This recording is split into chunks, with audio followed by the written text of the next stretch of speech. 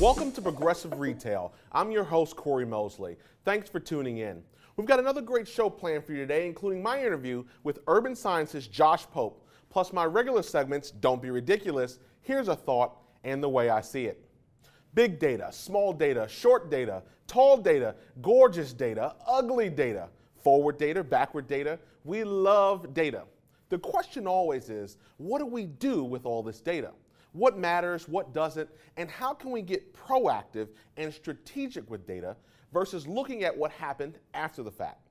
To discuss the world of data, I've invited Josh Pope, Managing Director of the Atlanta office for Urban Science. Josh, thanks for joining the show today. Thank you, Cory. Glad to be here. So, for those that don't know, now obviously a lot of high-level people because you work with all the OEMs, but for those that don't know about Urban Science, what exactly does the company do? Yeah, Urban Science is somewhat unique in that it's a business science company. So what we try to do is solve our clients' business problems, but using a scientific approach. So what that means is we take the available data, we determine what data is applicable to the problem, and we run a series of experiments, just like anything else that you would do in science. And the goal of that is to figure out how all the pieces fit together, and if you solve that equation, then you're able to achieve your result, manipulate the various inputs and the pieces that generate that result. Right. And we're very effective at providing the right solution that actually works. And you've been doing this for like 30 years. Yeah, the company is going on 40 years. 40 correct. years? Yep. Okay. All right, It's even more than 30. Older than me. So data is not very sexy to me, right? Data is not very sexy to a lot of people, a lot of the high alpha car dealer personalities. I mean, the data just isn't that sexy, but it's important and it's needed. Right. So I think the question is, how are dealers right now using data in the marketplace, or how should they be using it to make better business decisions and to run their businesses better? Right, so it's a mixed bag. So some dealers use a lot of data very well. Other dealers are relying more on how they traditionally have done business, and they haven't jumped full on into using data on a day-to-day basis. I mean, I know dealers that don't check their email. Yeah, that's true. So I don't know how you're getting the reports Sure, or reviewing them, right? Go ahead. Yeah, so there's different levels of acceptance of using data. And for many decades, the automotive industry as a whole has been dependent on monthly data. So at best, you would get registration data by month and sales data by month and financial data by month, right? And now that we came from that environment to the current environment, which is almost too much data, right? Right. Data overload. Data overload, correct. So there's two main, really the one main issue of too much data. How do you decipher what matters? How do you figure out what you need to pay attention to and what you don't? Right. But on the flip side, we have more data more quickly. So that opened up a whole new world of possibilities as far as managing your company day to day. Now you're doing some interesting things. So you are doing some interesting things. You know, one of the reasons I wanted to have you on, we have a long business relationship together. Right. But one of the reasons I want to have you on is you were talking about this idea of the sales notification. So I used to have this thing where I would say, you know, when I'm talking to the sales guys, hey, if somebody had you don't know what happens after your customer leaves, really, right? If like a customer was carrying around a pager and every time they bought somewhere else while you were away, the pager went off, it would become real to you that you may be doing some things that are costing yourself sales. Now, you've got this kind of daily sales notification piece that I thought was interesting. I wanted to talk about how that might help change a dealer's business. Yeah, that's very exciting to us. So we are getting... I see the excitement. Yeah, I'm very excited. We get pretty much 99% of all new vehicle sales in the U.S. We get on a daily basis. Sure. Okay. So this opens up a whole new world. Instead of waiting for data monthly, analyzing what happened in the past, you're still analyzing what happened yesterday, but it's a lot more relevant, right? So what we're able to do is, for example, a very simple solution, but very effective is, for a dealer that has 1,000 leads in their CRM system, and they have a team of people following up on these leads, attempting to sell the vehicle to the customer, we're able to tell them on a daily basis, like, these 10 people bought a vehicle yesterday, right? And what does that mean? Well, number one, they become more efficient because the dealer's not following up on a customer that isn't going to respond. So they should be using that information to go, hey, you know, why did we lose this deal? What happened in these deals in a more real time aspect. Every day, have a sales meeting. Say, okay, I got the 10 to 20 that bought yesterday. We didn't make the sale. Right. Like, let's figure out who's working with that customer. Let's look at the CRM, see what happened, how many phone calls were made. And that leads to optimization, right, on a day-to-day basis in a very organic way. So you're going to be, that dealer's going to be analyzing that data every morning. Right. And talking to his staff. Should be. I put all in it. Right. Will be available to them to do. Yes. And that's never been available to dealers before. Okay. So yeah. Now, does their manufacturer need to do that? Is that something that they're doing direct? We can do it through a manufacturer or direct. Okay. Or direct with a dealer. Okay. Yep. Okay. So for dealers who are interested in that kind of data for their, I can imagine you're probably working with a lot of groups that have an interest in that high level information across. Because there used to be this thing. So we had this thing called Save a Deals. Right, so you go in, you have these meetings every day. What are you working? What's happening? And then you have these situations where the customer, because I have a saying, customers are non-confrontational by nature. Right. The average consumer will go into a restaurant, have a bad experience, leave a tip, never come back. Right. So what you'd have is these customers who go, "Oh, I'm holding off. We're going to think about it some more." Yes. So this breaks through. Because really what they're saying that they didn't want to say is, I might look at you again in 36 months, which is when my new lease expires from the guy whose car I bought from the other dealership. But now this creates some reality there to the dealers. Exactly. Yeah. Yep. So from a data standpoint, you talked about overwhelming data. One of the things that I believe we run into, and other people on the network talk about this a lot when they talk about data. I'm just not I use data as a tool, but I'm not up at night. I know guys at your organization at 3 a.m. they're making love to the data, so to speak. That's true. So somebody said that to me actually. But so how do they know? Because I've seen conflicting data. Like you look at this thing and it says this. And how do they cipher this out? How do they know what's really, really important to them? Yeah, so that's the approach of science will tell you that. So for example, we'll take all the available data to start, and we'll run the statistical analysis to say what correlates to the result that we want, right?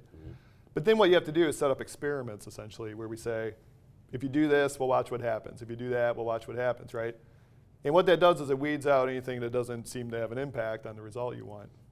And when you test that all out, and you say, yes, now I know that when I do X, I get Y, and that there's a good return on investment by doing that. Now you can incorporate that whole process into your daily business. What's something cool? What's a cool trend that you're seeing? Like, what's something that you guys are seeing? You're going, that's interesting. Maybe it's consumer behavior, or even the business started really with points. Showing, I think that's the hints of the name Urban. Like, was the idea of knowing where to put dealers. So you're looking at population data, all that kind of stuff. Like, what's something? Is there something that you're, it's just you and I here, right? No, like, what's something maybe that you're seeing that you're like, wow, that's interesting. Consumer trend, a change in the market.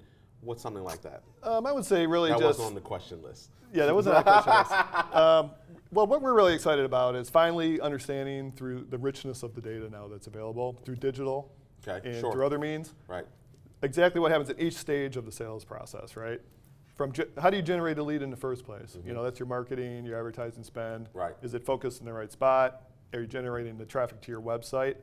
Then we can measure how that website traffic is converting to leads, right? Gotcha. Then we can see how those leads are converting to sales. Right. Then we can track of those sales who comes back in for service. And then the loyalty aspect. So now we got this insight into the entire process of first selling a customer and then keeping that customer loyal, reselling, and you just keep that cycle going, right? And in the past, we knew registration data. We might have known sales data. There was no data available for like traffic at the dealership, web traffic or in dealership traffic. No insight into the CRM data really. So that's just really exciting to us that we're finally getting the pieces we need to put everything together and derive the optimal That's solution. one long, being in your offices, you whiteboard a lot. That's like one long algorithm there, right? To look at that whole journey. Right. So I ask everybody on the show to go in their crystal ball. And if they looked in their crystal ball and tell me something that's in their wheelhouse, in your case, the data and the science, where do you see the future over the next 5 years of automotive retail? That's a good question. So of course, we will continue to have more real-time data. Right. And that'll optimize our solutions. That's great. The other big change in the industry I see coming, and I think everybody sees it coming, is the automated vehicles.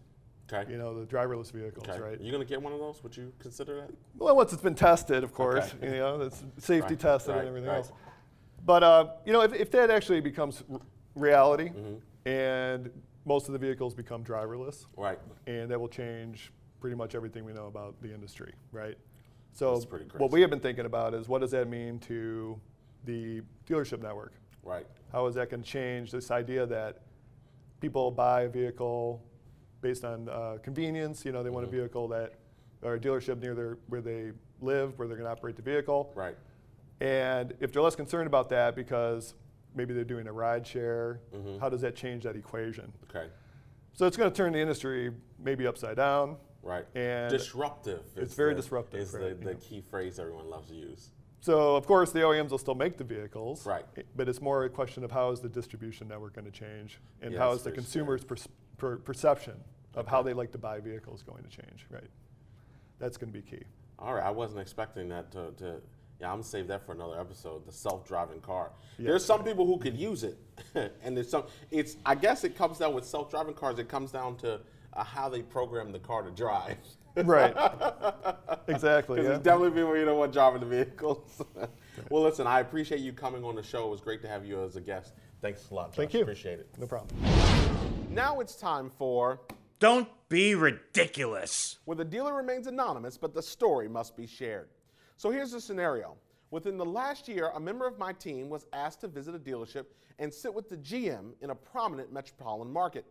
The store was only achieving 60% of its monthly objective, and the OEM was looking for answers. After 5 minutes of conversation, he proudly proclaimed, "I am not convinced that the internet is a viable source of business." I had to chuckle just getting that out. To that, I simply have to say, Don't Be Ridiculous. Now, if you have a Don't Be Ridiculous story to share, please email us at cbtshow@corymosley.com. If we use your story on the show, we will send you your very own Don't Be Ridiculous t-shirt. Now, here's a thought. Now, I realize I may be preaching to the choir a bit because chances are people who have no desire to be progressive wouldn't be watching a show entitled Progressive Retail. Nonetheless, it is scary to think that this thinking is part of the fabric of our business today. If you know someone who needs to get with the program, turn this off, in a few minutes of course, call them up and tell them, Don't Be Ridiculous. Finally, so the opposite of reactive would be proactive. Let me ask you, what category do you fall into? With all this talk about data and analytics, is there something you might consider doing differently? Now, I know most dealers meet monthly to review last month's numbers and financials, but how often do you meet for a strategy session? I'm not talking about your advertising meetings. I'm talking about strategies as it relates to the customer experience or reviewing your voice of the customer feedback, planning around the human capital at the dealership. As the saying goes, little things can quickly become big things. I challenge you to take action on a new initiative today and see its execution all the way through. You might be surprised at what happens. And that simply is the way I see it. Log on to mosleyautomotive.com to learn how we are helping dealers become more progressive and profitable. And find out when my new workshop, Convert, Show, Close, how to accelerate your internet sales, will be in a city near you. This has been Progressive Retail, exclusively on the CBT Automotive News Network. I'm Cory Mosley, and I will see you next week.